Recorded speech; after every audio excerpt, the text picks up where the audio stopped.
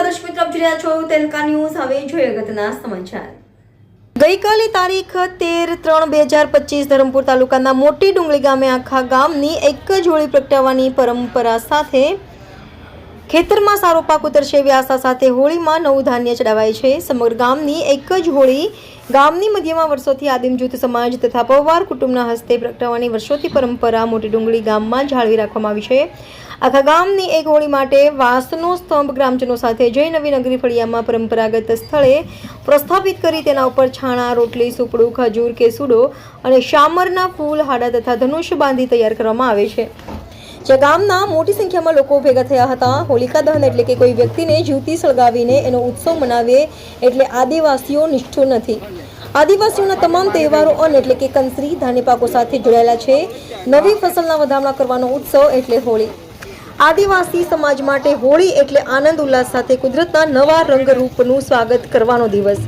પાનખર ઋતુ પછી વૃક્ષ, ઝાડ, વનસ્પતિના નવા પાન ફૂટવાનો આનંદ, પિલવણી ઉત્સવ મનાવીએ લાગણી પૂર્ણ કર્યા બાદ નવું ધાન્ય આવનાર છે એનો આનંદ ઉલ્લાસ સાથે પ્રકૃતિનો આભાર માનવા માટે ઉત્સાહ આપતો સામાજિક તહેવાર। ઉનાળાની ગરમીથી તપેલી ધરતીને ખેડીને બીજની વાવણી કરીને ચોમાસુ પાકના વાવેતર કરીને આકરી મહેનત પછી માર્ચથી જૂન મહિનામાં વિવિધ સામાજિક પ્રસંગો જેવા કે સગાઈ, લગ્ન, નવા ઘરનું બાંધકામ કરવાની શરૂઆત, ખેતરમાં પાક સારો ઉતરશે એવી આશા સાથે કંસરી માતાને નવું ધાન્ય ચડાવવાનો રિવાજ। કુદરતે આપેલી તમામ વસ્તુને કુદરતને ખોળે આપીને જ ખોવાય એમ માની તમામ પ્રકારના અનાજની વધામણી અગ્નિમાં કરીને હોળી ઉજવવામાં આવે છે। આદિવાસીઓ ક્યારેય કોઈના મૃત્યુનો કે પછી કોઈનો હાર પરાજયનો ઉત્સવ નથી ઉજવતો। આદિવાસીઓ માટે હોળી એટલે પોતાના જીવન નિર્વાહ માટે પોતાના પરસેવાથી ઉત્પન્ન કરેલું નવું ધાન્ય। પાક મળ્યાની ખુશી વ્યક્ત કરવા, પ્રકૃતિનો આભાર માનવા, નવા ધાન્યો પાકોનો ઉપયોગ કરવા, પહેલા કુદરતને ખોળે ધરીને ધરતીનો આભાર માનવાની રૂઢિ પરંપરાનો ફસલી ઉત્સવ એટલે હોળી। રિપોર્ટર કલ્પેશભાઈ, ધરમપુર।